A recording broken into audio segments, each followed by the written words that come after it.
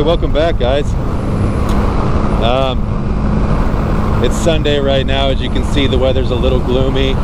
Looks like we're starting to rain a little bit, which is actually an opportune time because I just picked up a bottle of Rain-X and I wanted to try it on my visor, so I sprayed my visor down with Rain-X to see if it's going to help get some of the water off my face shield a little faster than me just having to wipe it constantly.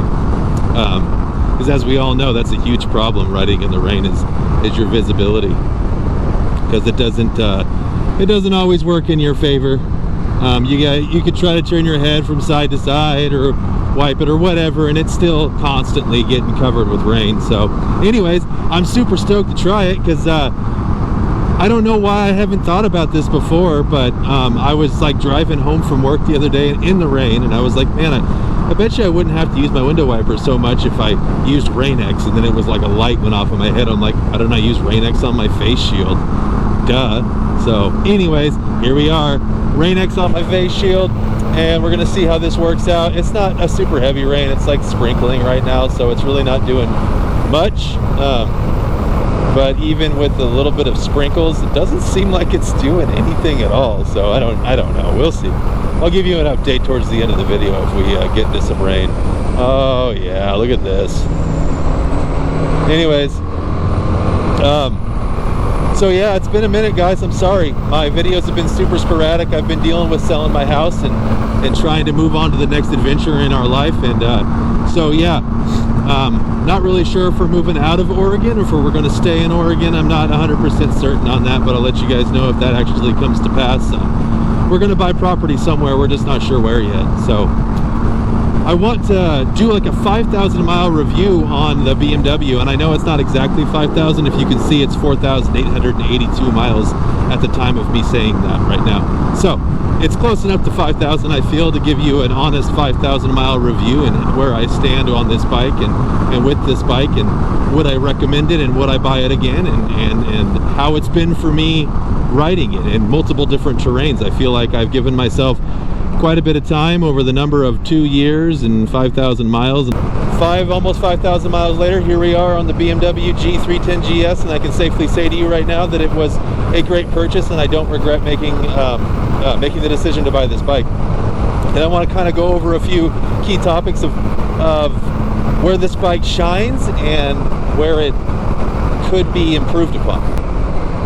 Anyway, so let's get into it. Number one thing that it shines in is going to be trail riding. And I know the suspension isn't a crazy amount of travel. I think it's like 7 inches of travel on the front suspension, and I think it's the same on the back. If not, it's very close to being the same on the back. But for how light and small this bike is, it actually does really good on the trails. Because it's so light and small, it's not very hard to point it in a direction and make it go that way. It still is a lot harder than like your dirt bike, you know, or something like that, something that's designed specifically for that. So you have to understand that adventure bikes they're not perfect on the road, they're not perfect on the gravel or the dirt. They're a good mix in between, and that's kind of where they land. So this bike, being what it is, it does great off-road. It does great on the trails. I've taken it down some larger single track, and it did really good. It handled itself well. It took the obstacles on the trail pretty good. Oh man, there was so I have to tell you guys this.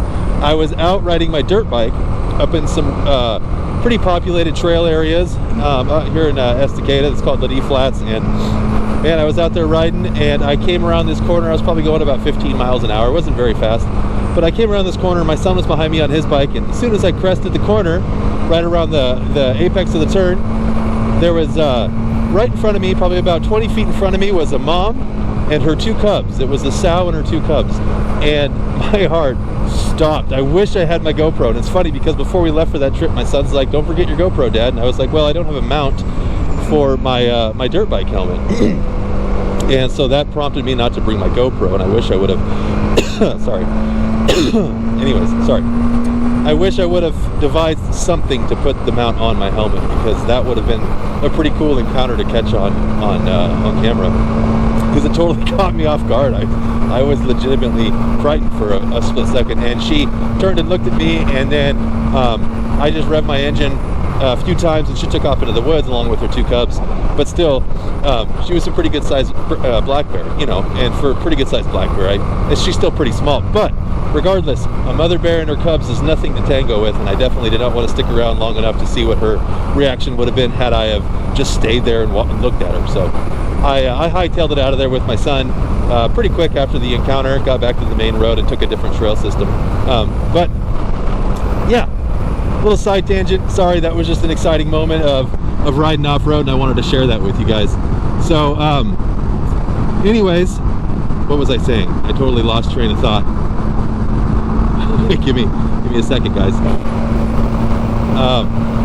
I know there's a lot of wind noise in this video, and I really do apologize for that, but I switched out my shaded visor for my clear visor, and I don't have another Fog City insert to put on the inside of my visor to reduce the fogging. So every time I close it, it's fogging up pretty quick, and it's actually really annoying. So I apologize for the wind noise. It's something that we're gonna have to deal with on this video. But if you guys haven't heard of Fog City, they are amazing. So what they are, it's like this, it's similar to the same kind of material you put on your cell phone screen to protect the screen, but it goes on the inside of your motorcycle helmet and visor, and it completely reduces the fog down to almost nothing, regardless of hot or cold, or hot and cold. So it's actually it's really good. I think it was like 20 bucks. And it's really easy to install. It's just self-adhesive. It sticks on there. It leaves no residue behind, much like your cell phone screen protector does. It leaves 0 residue behind, and it's just phenomenal to use because it makes the world of a difference. Anyways, so on the trails, sorry, that's where I was at. On the trails, this bike is great. It's awesome for what it is, and I would not, I can't say anything bad about it because it really is. I mean, obviously it's not going to be doing any kind of crazy jumps or anything like that, but to go out and have fun on the trails through gravel or dirt roads and somewhat of mud, it does a really good job, and I can't speak of anything bad about it. So oh, here we go. Now we're getting into some rain, guys. Now I can tell you this Rain-X is like, yeah, it's I mean, it's working, but it's not like super clear, but that's fine as long as it's something. So yeah, on the trails it does great, on the road it does great. So, and then I want to go into the next topic, which is highway riding. You know, this thing tops out at about 80 miles an hour. You could probably push it a little faster. I usually hit it at about 80 miles an hour, and that's about as comfortable as I get, or as uncomfortable as I'm willing to get on the freeway while riding this bike. Good grief, it just fogs up immediately.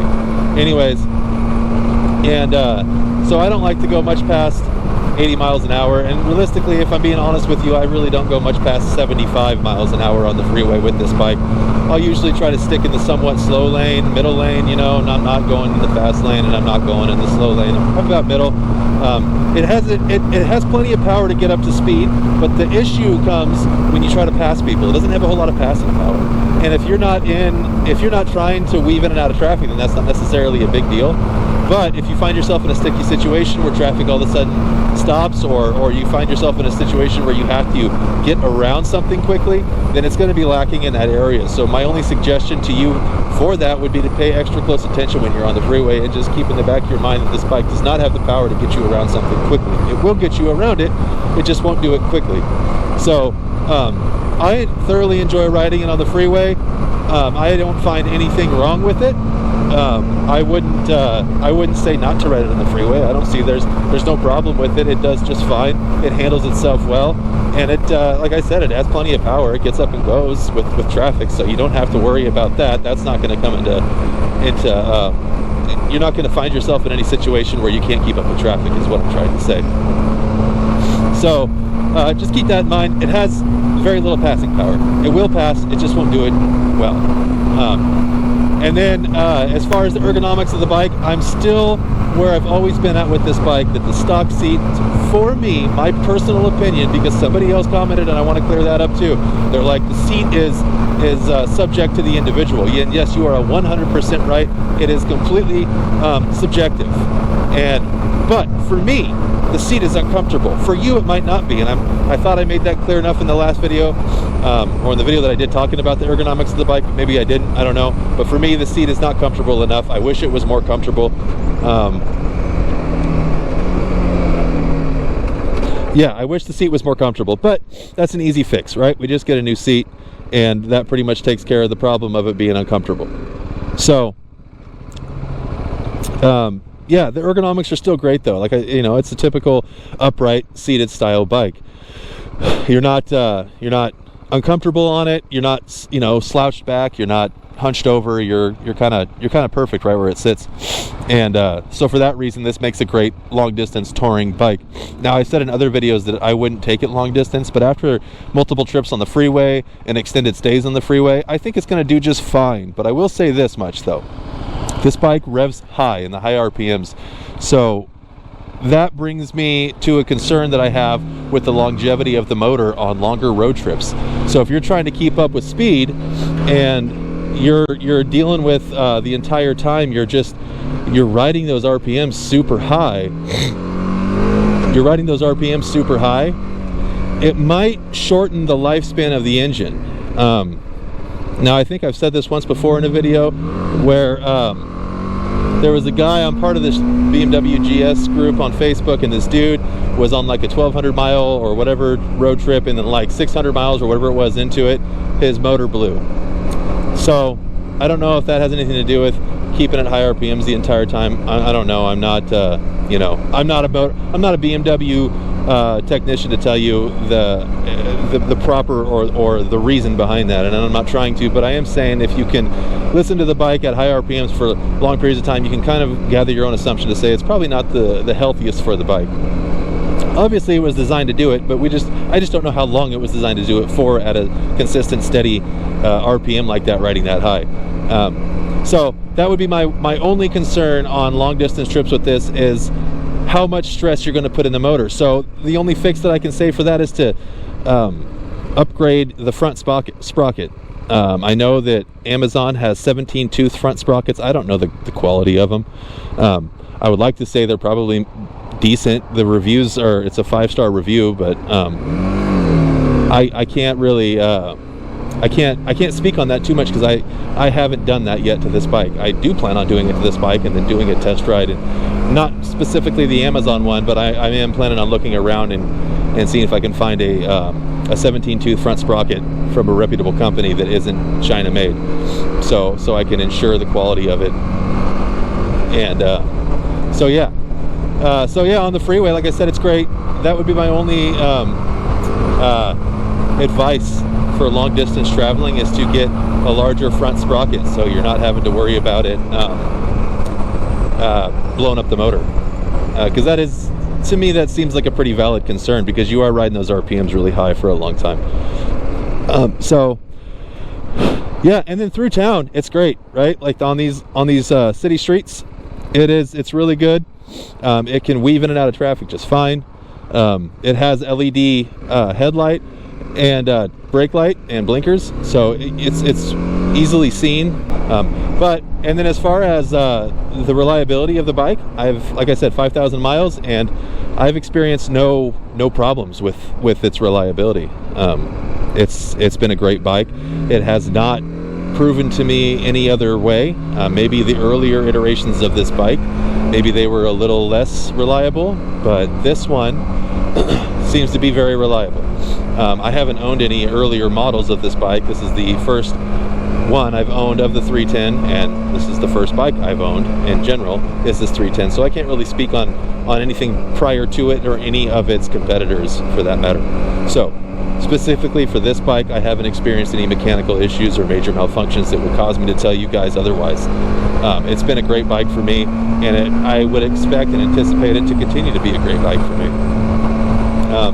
So yeah, so in a nutshell, would I recommend this bike to anybody? Absolutely, 100%. Somebody also commented and said this bike is the price point is a little too high for what you get on the bike, and I halfway agree with that, right? When you look at something like the KTM 390 Adventure, that price point is about $1,000 more than this bike, and you get quite a bit more as far as electronics go and stuff like that. But for what this bike is, at $6,200, it's a pretty darn good deal. It's reliable. It does great off-road. So the price point, I wouldn't say it's too much for the bike. I would say it's probably just about perfect for the bike. I wish it was a little cheaper, but whatever. It's good for what it is. So I can't really complain too much about the price. It's a good starter bike. This is a bike that really won't fail you. It won't let you down. It's not going to leave you stranded. It's not going to leave you disappointed unless you want something super fast, right? And if you're looking for something super fast, then obviously you shouldn't be looking at a 34 horsepower bike. So that's where I'm at with that. This Rain-X, guys, by the way, it's working pretty good. I'm not gonna lie. It's just the stupid visor won't stop fogging up on me, so I got to do something about that here soon. It's just this clear visor. I haven't, like I said, put that Fog City shield on it yet. So once I do that, I want to do a review on that, because I really think you guys would love it. I think if you don't know what it is or you haven't used it yet, it's going to be super beneficial that you do know what it is and that you do use it, because it's such a great addition to your helmet. It just makes things so much easier to see, right? It takes the fog just about completely away. So yeah, anyways, back to what I was saying. Would I recommend this bike to other people? Yeah, and as you can see right there, I went about 80 miles an hour to get around some cars. Like I said, it has plenty of power to get up with traffic. It just doesn't have the passing power of like an 800 or a 1000. It's obvious. It's a 300cc bike, so you're not going to get that. But for what it is, it's really an awesome bike. It's a ton of fun. It does well. It does exactly what you expect it to do, what you anticipate it to do. And there's no surprises with it. It's just fluid. It's smooth and it's predictable, and that's good as a beginner rider. You want predictability, you want smoothness, you want you just want a bike that you can rely on that's not going to get you into trouble. And it won't. It's not going to get you into any trouble. So yes, I would recommend it to anybody looking, any first time new riders looking for a bike. It's a little bit taller. The 310R is the same power plant as this, but it's the naked version of it, and it's lower to the ground. A taller rider probably isn't going to sit well on it. So if you're a bit taller and you want to get into motorcycles, this is great. It's fantastic. It's perfect. It's everything that you could possibly ever want in a brand new motorcycle, especially a beginner bike. Just do not fall into the trap where you start thinking that you've outgrown the bike. Trust me, you will not outgrow a bike for a long time if you're a brand new rider. You're not going to outgrow 300 cc's. You just won't. And I'll tell you, because you are so inexperienced at it, there are so many things that this bike is able to teach you that you should take into consideration, and just take your time and learn to be a good rider on this bike, because it can teach you quite a bit. And if you decide that you've outgrown it and you jump to something faster, more powerful, then you might end up getting yourself hurt or killed. And so basically the bottom line is ride your own ride. Obviously, don't overestimate your abilities. Your abilities are what they are, and that's why we practice every day, is to get better at what we're doing. And that goes for anything, right, in life, but more specifically motorcycles. So take your time on this bike, learn it, learn every aspect of it, and just really enjoy your time on it, because it has plenty to teach you. It's a great beginner bike, and you can take it off-road, on-road, highway, freeway, city roads, it doesn't matter. It's great. It really is. And it's super basic, so it's perfect for somebody just brand new getting into motorcycles. Anyways, enough about that. Will I keep this bike, or will I trade it into something different? I definitely am going to keep this bike. I really will, because it's my first bike for one, and I know it's nothing sentimental, but I have actually fallen in love with this bike. It does everything really well. There really isn't an area where it doesn't do good. Now off-road, I can say, well, it doesn't do as great off-road. Well, I mean, at the same time, A, it's not a full-on dirt bike, and B, I don't have dirt tires on it. I have these 50/50 on and off-road tires on it that really aren't a 50/50 tire. I mean, they're more like it's just a street tire with deeper tread, a little bit deeper tread. They're not super great for off-road. They're amazing in the rain, and they're great in dry pavement and everything else. Oh, and that's another thing I want to touch on. These Metzler Torrences, I don't know what your guys' experience is with them, but my experience, for the 5,000 miles that I've had the bike, they've been nothing but great for me in the rain and in dry weather. I actually got caught in a hailstorm last winter with this bike, and it was one of those hailstorms that just came out of nowhere. Like, it was like super nice, and then it just started hailing, and there I was on hail pellets, ice pellets all over the ground, which was that was a little bit sketch. I actually ended up, I probably rode in that for, I don't know, probably a mile before I was like, I gotta pull off and wait this out. So that's what I did, and my hands were freezing at that point anyway, so it was good that I pulled off. But yeah, so all in all, 5,000 mile review, still a fantastic bike. Would I recommend it? 100%. Is it great for people that are beginners all the way up to intermediate? Yes, I believe so. I think it's an excellent bike for all levels of riders. Even like expert, maybe like veteran riders, I would say so. If what you're, it really depends on what you're planning on doing with the bike, right? If you want to just bring it into this like epic off-road dirt machine, then yeah, if that's where your skill level is, then absolutely, I think this bike would be great. It would just need some upgrades, and you can find all of those upgrades, through Rally Raid's website, which has plenty of those upgrades, and all of those, they're pretty expensive, which is again why my opinion would lean more towards the 390 if you're going to be into that, right? Because the 390 has a lot of those upgrades already. That you just buy with the bike, and it's just it's a good bike too. But for this being what it is, brand new beginner bike, absolutely I'm recommending this bike 100%, and I don't have any hesitations to recommending it to anybody. So yeah, 5,000 miles in, fantastic bike. I have no intentions of trading it in or getting rid of it. I do have intentions of buying a bigger bike, so stay tuned for that, because I really wanted this video to be like my final thoughts on the BMW 310GS. That's kind of what it is. It is my final thoughts, but I don't want it to sound like I'm getting rid of the bike, because I'm not going to get rid of the bike. This is such a fun bike, and it's so much fun to pull out and just go on a nice ride with. I will be doing some more stuff to it. I'm getting a new seat for it. I'm going to try, I've found some crash bar highway pegs that mount onto the crash bars of the bike, and I'm going to order those up, put those on, and I'm going to see if that can up my comfort level on the highway. I'm also going to do the bigger front sprocket, and I want to do all these things, and I also want to come back and report back to you guys and tell you how I like it, so then you can do the same thing to yours. Anyways, I hope you guys are enjoying the channel, the content so far. Again, I'm sorry for the late video and how long it's been taking me. I've just had a lot of stuff going on at home. Just remember to like and subscribe, share me with your friends, leave a comment in the comment section, let me know what else you guys want to see me do, reviews, whatever it is, just leave it in the comments, and I'll try to do my best to accommodate all of your requests, because again, you guys know that I'm still new to this and I'm still struggling for ideas. So if you guys have any ideas, toss them my direction, and then yeah, I can kind of go off on that direction with whatever you guys suggest. Anyways, thanks again, guys. Hope you have a wonderful weekend. I hope your end of fall / somewhat beginning of winter season is off to a great start. I hope you guys have a great Halloween, and I'll catch you on the next one. Talk to you later.